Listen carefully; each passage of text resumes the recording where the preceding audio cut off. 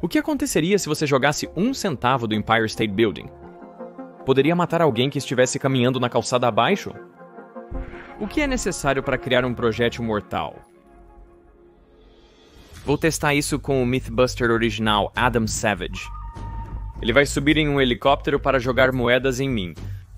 Ninguém não ouviu essa história.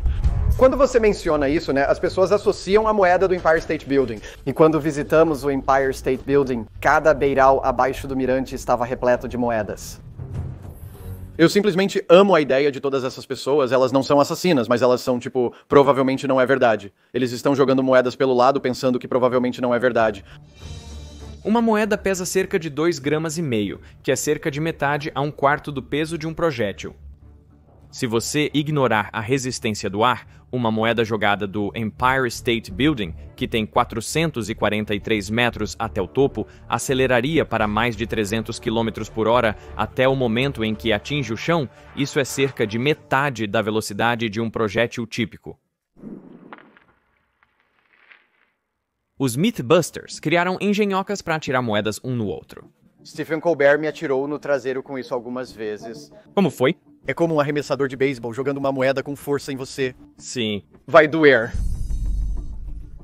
O teste definitivo jogando moedas da altura do Empire State Building em alguém abaixo. E é isso que vamos fazer aqui com Adam. Seria ótimo vê-lo quicar no seu corpo. Sim, sim.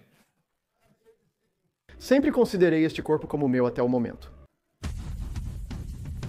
Primeiro, vou jogar as moedas pra ver onde você vai cair. Você vai andar até lá. Vou jogar uma segunda. Isso é bom pra você? Ok.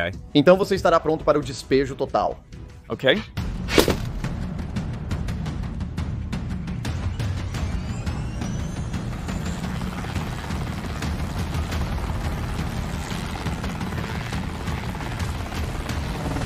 Eu vou ficar embaixo de um helicóptero enquanto Adam Savage joga um monte de moedas em mim. Qual é o objetivo disso? Eu sei que concordei em fazer isso e não pensei que me machucaria, mas enquanto eu estava caminhando para debaixo do helicóptero, comecei a pensar, ninguém realmente fez isso antes. Planejamos para moedas caindo em ar parado, mas o helicóptero cria um grande rebaixamento para suportar seu peso. E 3, 2,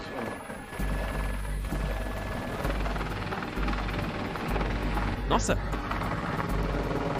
Eu as ouço pousando ao meu redor. Começo a imaginar moedas se cravando nos meus ombros. Você pode ver como meu corpo parece tenso. Ah! Um acertou meu capacete. E 3, 2, 1... Ah! Essa acertou meu ombro.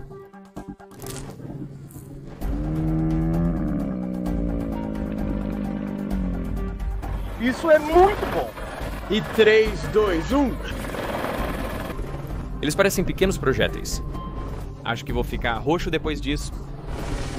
Nossa! Ok. Eu vou tentar deitado. Aqui vamos nós fazendo tudo em 3, 2, 1...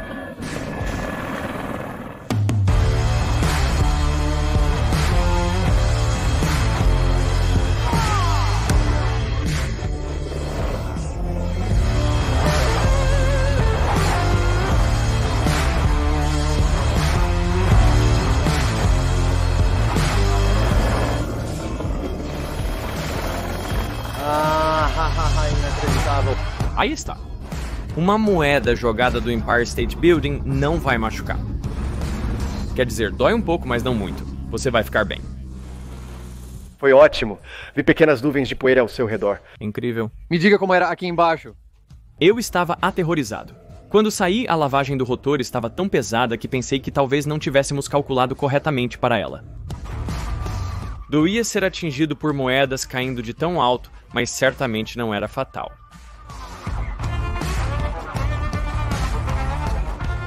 Então por que as moedas não são mais perigosas? A causa é a resistência do ar. E eu vou soltar os dois aqui e espero que eles atinjam o chão ao mesmo tempo. Considere o famoso experimento de soltar um martelo e uma pena ao mesmo tempo na Lua. No quase vácuo da superfície da Lua, ambos os objetos aceleram na mesma taxa devido à gravidade da Lua, e ambos ainda estão acelerando quando atingem o chão ao mesmo tempo. Que tal isso? Repita o experimento na Terra. E, claro, o martelo cai muito antes da pena. Observando uma pena de perto, nota-se que ela não acelera durante a queda. Durante a maior parte de sua trajetória, ela se move a velocidade terminal constante. A velocidade terminal é atingida quando a força da gravidade puxando um objeto para baixo é igual à força da resistência do ar empurrando-o para cima. Neste caso, qual objeto, o martelo ou a pena, experimenta uma maior força de resistência do ar? Eu aposto que a maioria diria a pena, pois seu movimento é claramente afetado pelo arrasto. Mas a resposta é, na verdade, o martelo. A resistência do ar é proporcional ao quadrado da velocidade, e como o martelo se move muito mais rápido que a pena, ele experimenta maior força de resistência do ar. Mas seu peso é tão maior que o arrasto é insignificante em comparação. É por isso que o martelo continua acelerando, enquanto a pena logo atinge a velocidade terminal e se mantém nela. Tudo se resume à relação entre peso e resistência do ar. Todo objeto tem sua própria velocidade terminal, a velocidade máxima que atingirá em queda livre através do ar parado. E eu fui para o paraquedismo indoor para experimentar isso em primeira mão.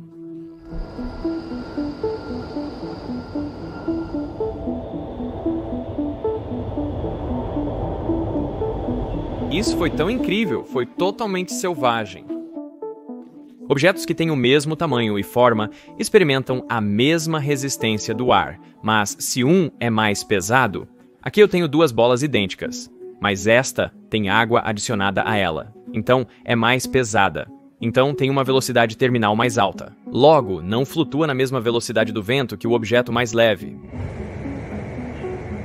Por outro lado, alguns objetos são muito diferentes em tamanho e forma, como uma pessoa e uma bola de lacrosse. E obviamente eles têm pesos muito diferentes, mas também experimentam forças muito diferentes de resistência do ar, e a coisa-chave é que a proporção de seu peso para a resistência do ar é a mesma para ambos os corpos. Então, eles têm a mesma velocidade terminal, o que significa que ambos flutuarão juntos no túnel. Se você levasse o paraquedista e a bola de lacrosse para a estratosfera, eles ainda cairiam juntos, mas a velocidade terminal deles seria muito maior. Em 2012, Felix Baumgartner saltou de um balão de hélio 39 km acima do nível do mar. Após apenas 40 segundos de queda livre, ele atingiu uma velocidade terminal de mais de 13.000 km por hora. Era 25% mais rápido que a velocidade do som, sendo o primeiro a quebrar a barreira do som fora de um veículo. A falta de ar naquela altitude permitiu que ele fizesse isso. A resistência do ar é diretamente proporcional à densidade do ar que você está atravessando, e naquela altitude o ar é 60 vezes menos denso do que ao nível do mar. Conforme caía em uma atmosfera mais densa, a crescente densidade do ar reduziu sua velocidade terminal. A 2,5 km acima do nível do mar, desacelerou para 200 km por hora e abriu seu paraquedas. Agora, a chuva também cai por quilômetros, mas através da troposfera mais densa. Uma das coisas mais legais no túnel de vento foi ver a água flutuando. Carregada de uma jarra, ela rapidamente se divide em gotas do mesmo tamanho que as gotas de chuva, de cerca de 0,5 a 4 milímetros de diâmetro.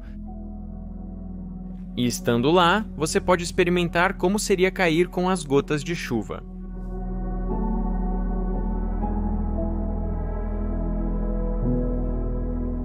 Elas possuem uma velocidade terminal de apenas 25 km por hora. Para isso, a velocidade do vento foi ajustada nesta demonstração. E o que você pode ver é que as gotas de chuva não têm formato de gotas de chuva de desenho animado. Elas são quase esféricas, porém um pouco achatadas na parte inferior, onde encontram o ar contrário. Se uma gota de chuva fica muito grande, ela se achata, afunda no meio e logo se assemelha a um pequeno paraquedas antes de se dividir em gotas menores. Portanto, as gotas de chuva não são prejudiciais, mas a história é diferente para o granizo. Acabei de trincar completamente meu para-brisa. Todos os anos nos Estados Unidos o granizo fere cerca de 20 pessoas. E desde 2000 causou 4 fatalidades. Isso porque o granizo pode atingir velocidades terminais de mais de 200 km por hora. Isso é cerca de 10 vezes a velocidade terminal da chuva. Mas por que sua velocidade terminal é tão maior, mesmo que o gelo seja um pouco menos denso que a água líquida? O principal é que o granizo pode ficar muito maior que uma gota de chuva. Pedras de granizo com até 20 centímetros de diâmetro já foram medidas. Agora, o arrasto é proporcional à área da seção transversal, então ele escala com o raio ao quadrado, enquanto o peso escala com o raio ao cubo. Assim, quanto maior a pedra de granizo, maior sua velocidade terminal. Ele também tem mais massa, então carrega ainda mais energia cinética e causa um impacto maior quando atinge algo. As moedas atingem a velocidade terminal após caírem apenas cerca de 15 metros. Nesta cena, a velocidade média das moedas no topo do quadro é igual à da parte inferior. Elas atingiram a velocidade terminal, não estão mais acelerando. Então, não importaria se moedas fossem jogadas em você de 15 metros, ou 300 metros, ou 3.000 metros. Seria a mesma sensação, porque elas estariam indo na mesma velocidade. Na verdade, não levamos o helicóptero até a altura do Empire State Building, porque isso não teria aumentado a velocidade das moedas de forma alguma e teria apenas dificultado muito mais a mira. No final, estou jogando para levar em conta essa corrente de ar secundária entre você e o helicóptero, e as moedas estão fazendo um arco de 3,5 metros antes de voltar. Uma das razões pelas quais as moedas são tão difíceis de mirar é porque elas tremulam enquanto caem. Esse comportamento de cambalhota indica que as moedas não possuem uma velocidade terminal única. Uma moeda possui 2 velocidades terminais, alternando entre a velocidade na face e na borda. Eu tenho um túnel de vento que pode mostrar exatamente como isso funciona. É realmente lindo. Preciso ver. Sim, é incrível. Jogue para o... Adam construiu um túnel de vento personalizado para ver isso pessoalmente. Então fui até a caverna dele em São Francisco para conferir. Este dispositivo é literalmente como minha história de origem do Mythbusters. Estou tão animado para ligar isso novamente. É como ver um pedaço da história. Qual a idade disso? 19 anos agora é velho o suficiente para dirigir e votar, mas não durante. Há pessoas assistindo a este vídeo? Sim! Estamos transmitindo ao vivo. Devido aos buracos que permitem a saída de ar, este túnel de vento tem um gradiente de velocidades de vento de cerca de 100 km por hora na parte inferior até 25 km por hora na parte superior. Isso cria um pouco de contrapressão que faz os depressores de língua subirem aqui, e essa contrapressão é aliviada por esses buracos o suficiente para que o centavo gire. Se um centavo possui 2 velocidades terminais distintas, ele deve oscilar para cima e para baixo neste túnel de vento como consequência. Lá vai ele! É incrível vê-lo oscilar, certo? Sim, o fato dele subir, descer e depois subir de novo. Sim! Oh, uau! Foi exatamente como em sua face plana. Estava pendurado assim? Quando, em 2003, eu soltei o centavo no topo e ele subiu e desceu, como ainda, toda vez que conto essa história, eu fico arrepiado, porque me lembro daquele sentimento de tipo, oh, uau! Fizemos um vídeo separado no canal do Adam com mais detalhes sobre o túnel de vento. Confira depois. O motivo de os centavos não serem perigosos é que sua velocidade terminal é de no máximo cerca de 80 km por hora. Sim, não vai te machucar. Isso é um mito. Certo. Desculpe, acho que posso dizer isso. Como nos velhos tempos. Mas algo mais aerodinâmico teria uma velocidade terminal maior, e isso levou alguns a sugerir que canetas esferográficas caindo de um arranha-céu, como o Empire State Building, poderiam ser letais. Mas supostamente. Sim, uma caneta esferográfica. É tão perigoso quanto uma moeda é considerada na mitologia. Sim, como se isso fosse realmente letal. Vale a pena realmente tentar. Essas canetas pesam cerca de 2 vezes mais que um centavo e têm uma área de seção transversal menor. Tudo bem, vou começar a primeira queda. Então isso aumentará a proporção de peso para arrasto, mas será suficiente? Agora, Como não tenho certeza do que vai acontecer, não vou arriscar meu corpo desta vez. Em vez disso, usaremos um manequim de gel balístico. Aqui vamos nós, em 3, 2, 1. Isso foi por pouco, recue de novo. 3, 2, 1. Muito perto, muito perto. Aqui vamos nós, 3, 2, 1. Quase, ok. 3, 2, 1. Quase. 3, 2, 1. Ok, último. 3, 2, 1. Quase, não estou conseguindo.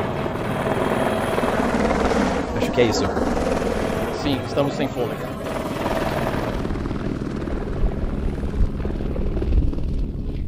Na penúltima queda, quase não tivemos ventos cruzados. Então elas caíram perfeitamente e meio que acertaram bem abaixo de onde estávamos e todas estavam desalinhadas. Se o mito fosse verdadeiro, eu esperaria ver isso em todos os lugares. Ok. Certo. É isso que eu esperaria ver e eu não vejo nenhuma. E não vi depois que nós soltamos todas elas. Você vai concluir? Uau! Com certeza. Eu sairei da aposentadoria para dizer que canetas não são perigosas caindo de lugares altos. Canetas esferográficas sem tampas. Sim. Canetas de metal estreitas ainda podem ser perigosas, mas estas de plástico parecem ter muito arrasto em relação ao seu peso para atingir uma alta velocidade terminal. Curiosamente, a resistência do ar depende não só da área de seção transversal do objeto, mas também de sua forma geral. Essa dependência é capturada em um número dimensionalista conhecido como coeficiente de arrasto. O coeficiente de arrasto representa quão suavemente o ar pode fluir ao redor de um objeto, sem criar vórtices. A palavra bala vem do francês boule, que significa bola. Então, uma boulette é uma pequena bola, exatamente o que eram as primeiras balas. Mas o coeficiente de arrasto de uma esfera é de 0,5. Para reduzi-lo, a forma foi modificada até chegar no formato moderno de bala, que possui um coeficiente entre 0,1 e 0,3. Então, o coeficiente de arrasto é a razão pela qual um projétil não é mais uma boulette. Então, o que aconteceria se você jogasse um projétil de um arranha-céu? Não o que você espera. Em vez de cair com o lado pontiagudo para baixo, um projétil giraria e provavelmente acabaria caindo de lado. O fato é que os cilindros tendem a cair de lado se tiverem oportunidade. Sério? Mas os objetos caem em relação à maior resistência. Ele escolhe a maior resistência como a mais estável. Por que ele não cai na menor resistência? Eu sei. Isso é intuitivo. Projéteis, se deixados, cairão e farão buracos em forma de projétil. Do lado delas, um projétil disparado para cima desacelera à medida que sua energia cinética se transforma em energia gravitacional e no seu ponto mais alto, que pode chegar a até 3 km de altura, ele para e então cai de volta para baixo. Nesse momento, é como se estivéssemos soltando um projétil de um prédio muito alto. Quando começa a cair, ele gira e por isso experimenta muito mais resistência do ar do que na subida. Então, ele não vai recuperar muita daquela energia que foi para a sua altura, o que significa que, quando atingir o chão, estará muito mais lento do que quando foi disparado. Se o projétil não for disparado na vertical, ele representa um perigo consideravelmente maior. No pico da trajetória, somente a componente vertical da velocidade é nula. Ele ainda mantém sua velocidade horizontal. Isso, combinado com o giro transmitido ao projétil pelas ranhuras do cano da arma, o mantém se movendo com a ponta para frente. Assim, quando o projétil retorna ao chão, ele acelera até uma fração significativa de sua velocidade inicial. Existem centenas de casos de pessoas sendo atingidas e mortas por tiros comemorativos em todo o mundo. Embora acidental, o conceito de lançar projéteis mortais sobre inimigos é quase tão antigo quanto a própria aeronave. Na Primeira Guerra Mundial, esses pequenos pedaços de metal em forma de pregos com penas na parte de trás eram jogados de aviões para que caíssem retos. Eles são chamados de fléchettes, que é francês para pequena flecha, mas alguns tinham até 15 centímetros de comprimento. Isso é ótimo. Eu realmente quero fazer uma coisa que dispare isso. E quão grandes eram essas coisas? Do tamanho de um dardo, um pouco mais pesado que o padrão de pub, com infinitas formas diferentes. Do ponto de vista militar, as vantagens eram que não exigiam explosivos, além de serem baratos para produzir e implantar em larga escala. Eles perfuravam capacetes, causando baixas inimigas e ferimentos graves. Encontraram dardos que atravessaram um cavaleiro e seu cavalo. Isso é insano. Mas também adoro a ideia de um cara em um avião de cockpit aberto, de pano e madeira, atirando punhados de dardos pra fora. Isso parece a ideia de guerra de uma criança de 10 anos, então vou te acertar com dardos. Mais tarde, os Estados Unidos criaram armas semelhantes chamadas cães preguiçosos, um pouco mais pesadas, usadas nas guerras da Coreia e do Vietnã. O dano que causaram foi indiscriminado e imprevisível, mas não deixaram munições não explodidas no campo. Os militares continuam a usar projéteis cinéticos até hoje, como em ataques de precisão a líderes terroristas. Objetos em queda também são perigosos na vida civil. Anualmente, cerca de 700 americanos morrem atingidos por objetos que caem. Estes incluem desde telhas e tijolos soltos, ferramentas de construção, rochas e galhos de árvores que caem, até mesmo gelo pendente. Morte por gelo pendente é rara, mas em 2014 as ruas ao redor do One World Trade Center de Nova York foram fechadas devido ao perigo causado pelos gelos pendentes no prédio. Então, quais projéteis são letais e quais não são? Honestamente, muitos deles são. O limite inferior da energia necessária para fraturar um crânio humano é de cerca de 68 joules, então qualquer coisa que tenha energia cinética maior que isso provavelmente vai te matar. Uma gota de chuva em velocidade terminal com sua massa reduzida entrega apenas 2 milésimos de joule. 1 centavo caindo tem cerca de 1/5 de um joule. Mas uma bola de beisebol e o maior granizo já medido entregam mais de 80 joules. Isso é o suficiente para rachar seu crânio. Em 2014, um homem morreu após ser atingido por uma trena que caiu de um prédio de 50 andares. Isso considerando apenas trauma por força bruta. A energia de uma flecha caindo, embora insuficiente para rachar o crânio, pode aplicar uma força considerável em uma área muito pequena. Então sim, uma moeda caindo do Empire State Building não vai te matar. Uma caneta provavelmente também não. Objetos leves e não aerodinâmicos não serão fatais. Mas objetos que pesam mais do que algumas centenas de gramas viajando à velocidade terminal provavelmente serão mortais.